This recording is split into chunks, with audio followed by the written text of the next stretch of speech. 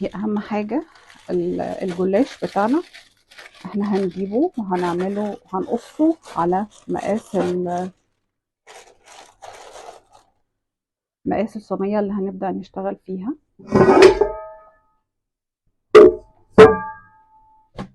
ادي الصينية اللي هنبدأ نشتغل فيها.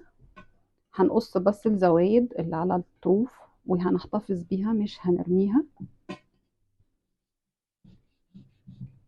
بحيث انها تبقى مدورة بالظبط على قد الصينية اللي هنشتغل فيها.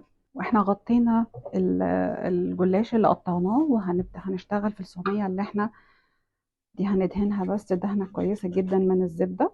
وهنحط بقى هنا اهوت، هنحط معلقتين السكر ومعلقة البيكنج باودر